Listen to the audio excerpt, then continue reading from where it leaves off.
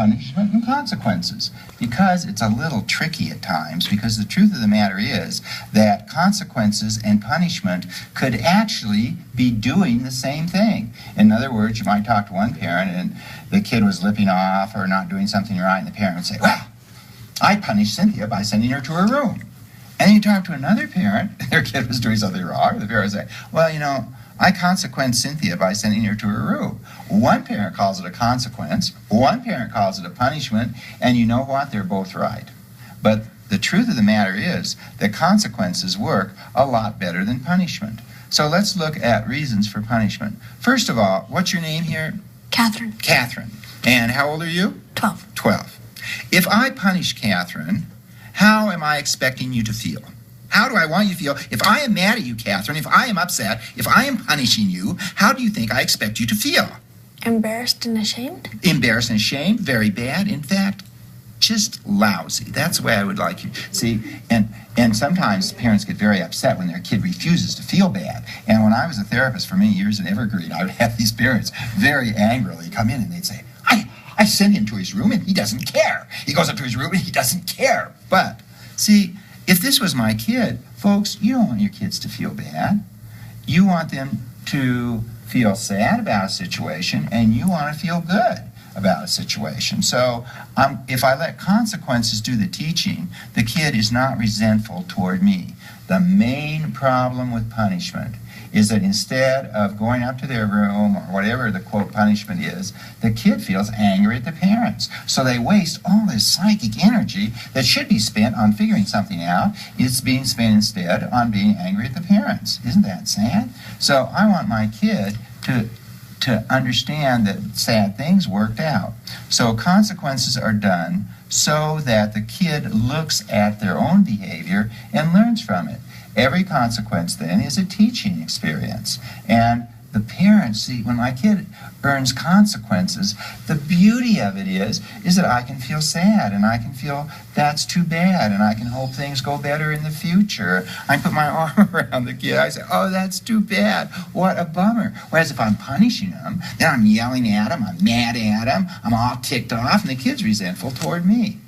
One of the things that's the most important issue with consequences is that when kids are small, almost all the mistakes they make will not hurt them significantly. Or we could say that the consequences are cheap. The kid, makes a wrong decision about schoolwork, or they make a wrong decision about how they talk to a friend, or they forget their shoes.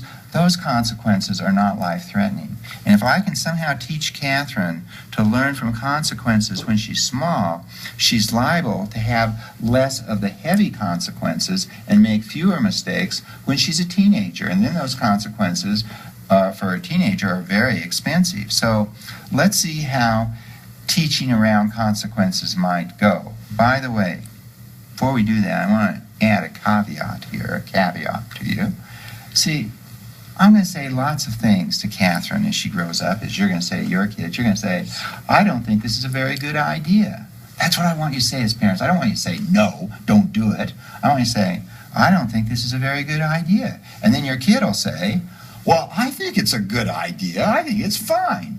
And then you say, well, I don't think it is, but then with your heart filled, you say, well, if that's the way you're going to do it, good luck.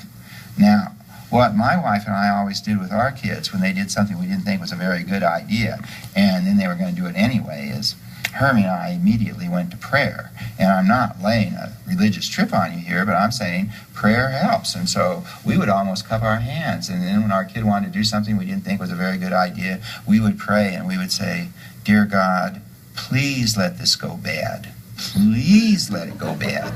Because I got to tell you, if you tell your kids something's not a very good idea and it goes great, you end up looking like a complete idiot. You don't want that to happen. So you kind of want things to go bad. So let's look at how we might allow a child to experience consequences. The truth is, if Catherine was my kid, the way she handles her schoolwork is very important to me because I want her to grow up, I want her to go to college, I want her to do her schoolwork well, but I'm going to let consequences do the teaching. And we'll look at a homework issue here where, let's say the situation is, as we set this up, as I say, none of these kids were rehearsed, we set the situation up that you want to watch a program tonight. You can decide what program you want, and there's a paper due tomorrow in school. Or let's say it's actually due on Friday, and this is Wednesday, so you have 2 nights. But tonight you want to watch the TV program, and you have your Taekwondo lessons on Thursday night, and so I'm thinking she better get that paper done tonight. And parents, wouldn't you like to say to your kid, get the paper done tonight? And most of you would have kids who obey you.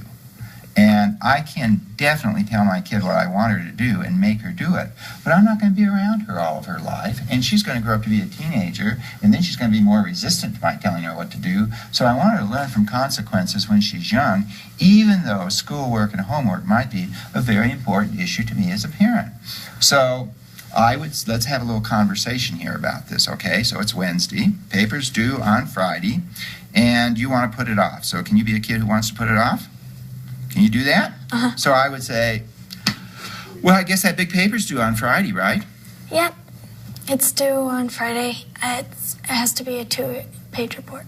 You're doing a 2-page report, really? So you're doing it tonight? I guess you have your Taekwondo tomorrow night, right? So you're going to get it done tonight? Well, I was kind of thinking I was going to watch Seventh Heaven. Really? Tonight, and then do it tomorrow. So you're going to watch Seventh Heaven tonight and then do it tomorrow? Do you think you'll have enough time?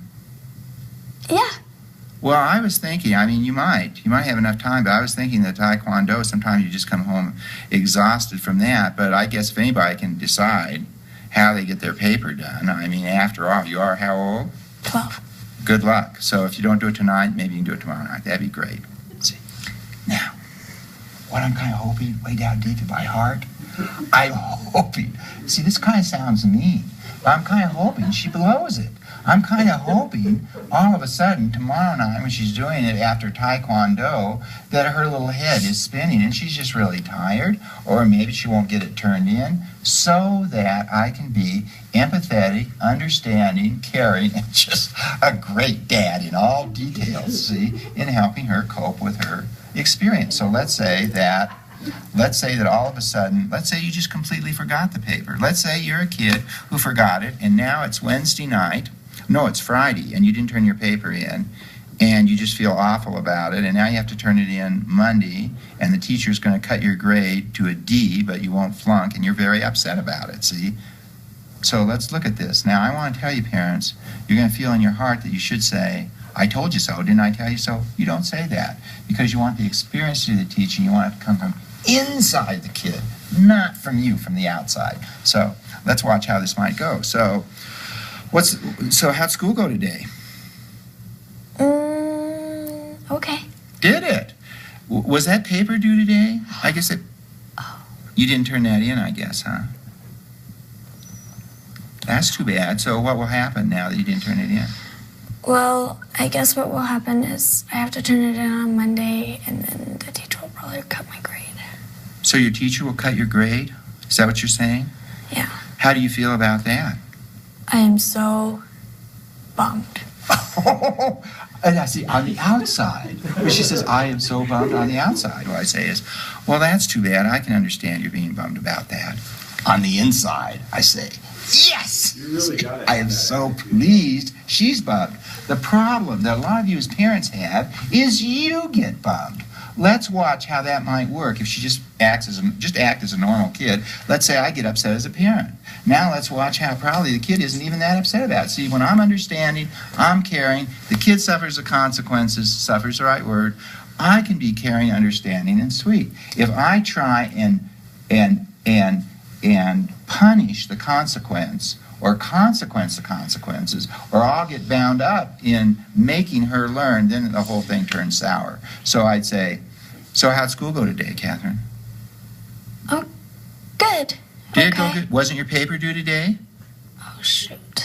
Now I told you, would you look at me please? I told you on Wednesday morning that if you didn't get the paper done, it might not get done. Didn't I warn you about that? I'm sorry. Well, sorry doesn't cut it. Okay? I mean, the problem is now the paper isn't due, so what kind of grade are you going to get on it?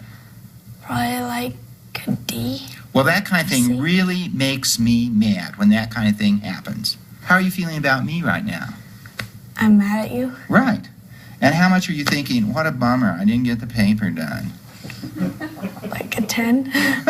Like a 10. So she still feels bad about it, but some of that energy is being wasted on being mad at me. I don't want that. I just want to always say to my kid, what a bummer when they suffer the consequences. And as I say, when they're young, the consequences are cheap. Now let's look at how we set consequences very briefly as we end here. You never set a consequence that's not okay for you as a parent. So we ask ourselves, is this consequence that the kid suffers going to seriously injure them or upset their life in a significant way in the future? So we don't want to be the type of parent carried to the extreme where we say, well, to their little kid, I guess you can play on the yard or you can play in the street. And I guess if you play in the street, you'll suffer the consequences and it'll be a good learning experience. Of course not. Wouldn't that be sad?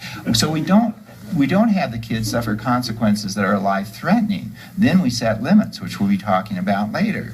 But on most things, consequences can do the teaching. So I ask myself, is this consequence going to be a life-threatening consequence? Is it going to seriously impair the quality of her future life? And is it a consequence that I myself can handle easily? If the answers to all those things are yes, then I look forward to my kid making mistakes so that I can be a kind parent and an understanding parent and a sweet parent and say, oh, that's too bad, but I'm sure you learned from it. It works great. The point I'm making here is that a response to a kid can either be a consequence or a punishment.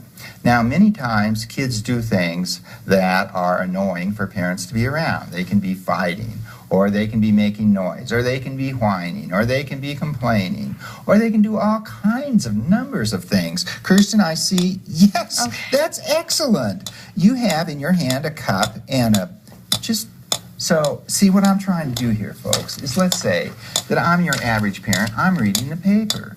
Now, maybe this is the kid's bid for attention, and maybe I should pay attention to that and ask her if she wants attention. But the point is, at the particular moment, it is hassling my eardrums. So let me handle this the wrong way very quickly. I'm going to handle it in a punishing way, and we'll see how it works.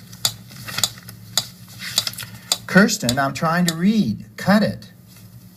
Thank you. Kirsten, cut it. Now, if you're going to do that, I'm going to ask you to go up to your room. If you continue that, you're going up to your room. Do you understand? Yes. Okay, that does it. Up to your room. Now, see in role play, can you see on that video how she has that little smile on her face? She knows she's made me mad. I'm trying to make her upset. She's won. Isn't that pathetic? Now, let's watch handling it in a different way. So let's be the same obnoxious kid. You're doing an excellent job of being obnoxious. Okay, so go ahead. Kirsten, honey, I'd really appreciate it if you'd stop that. Okay. Well, she's so... Poor thing. When I asked nice, she quit because that's a natural response. But let's say you're still obnoxious. You're being too sweet. You're supposed to continue doing it even though. Okay, so we'll work on it. Okay, so... Kirsten, honey, I have some kind of bad news, but I just realized I'd be happier without you here. Isn't that sad? Yes. So why don't you whip up to your room, okay? And by the way, you're great at, maybe, does it make the same sound on the left side? Try it both ways up in your room, okay? Okay. See you, kiddo. Bye. I'm not bad. I'm not upset. See, I'm sending you to your room. Kirsten, let's make this clear. Am I sending you to your room to make you feel bad? No. If you do, if she does, it might be frosting on the cake. That's okay if she feels bad. I'm saying to your room because I'll be so much happier without you. That's why I'm sending you there, okay? Don't take it personally. If you did that with your first husband, he'll say it too. The only difference between me and your first husband is I want you back and your first husband won't. That's the main difference, okay? Okay. Bye. Simple.